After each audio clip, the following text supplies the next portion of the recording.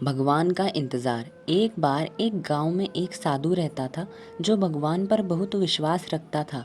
एक बार वह साधु पेड़ के नीचे बैठा था और भगवान को याद कर रहा था। तो अचानक वहां बाढ़ आ गई। चारों तरफ पानी ही पानी हो गया। सब लोग अपने आप को बचाने के लिए ऊपर पहाड़ की तरफ भागने लगे। उनमें से एक आदमी ने देखा कि इस हालत में भी साधु जी भगवान की तपस्या कर रहे हैं। उसने सोचा कि वे अपने आप को बचाने के लिए कहीं जा क्यों नहीं रहे हैं। तो वो साधु से बोला, अरे आप कहीं जा क्यों नहीं रहे हैं? आप भी मेरे साथ ऊपर पहाड़ की तरफ चलो, नहीं तो डूब जाओगे।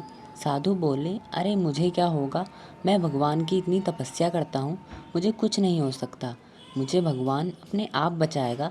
धीरे धीरे पानी साधु के कमर तक आ गया। अब लोग वहाँ से नाव लेकर निकलने लगे।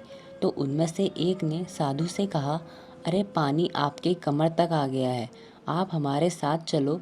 तो साधु ने कहा कि नहीं नहीं, भगवान मुझे अपने आप बचाएगा। और वह नाव वाला भी वहाँ से निकल गया। कुछ देर बाद पानी इतना बढ़ गया कि साधु के सर तक पहुँच गया। और अब लोगों को बचाने के लिए हेलीकॉप्टर निकलने लगे।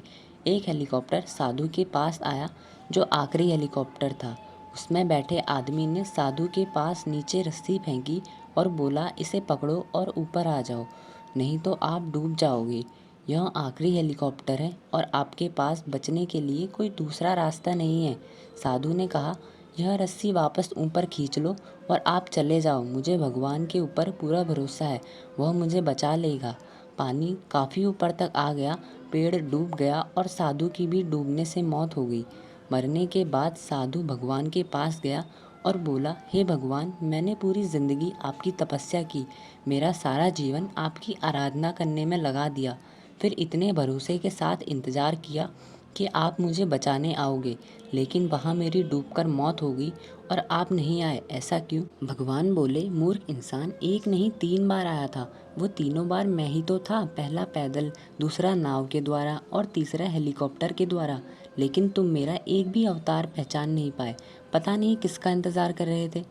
दोस्तों, इसी तरह से ज़िंदगी में हमें ऊपर वाला बहुत से मौके देता रहता है, लेकिन हम सब उस मौके को ठुकराकर पता नहीं किस चीज़ का इंतज़ार कर रहे होते हैं कि वो होगा तभी मैं करूँगा, और इस बात पर अड़े रहने से एक वक्त के बाद वो मौका हाथ से निकल भी जाता है और हम कुछ भी नहीं कर पाते हैं। दोस्तों, कहानी पसंद आई तो लाइक करें और इसी तरह की मोटिवेशनल स्टोरीज़ के लिए हमारे चैनल कुछ पल सुकून के को सब्सक्राइब कर लें।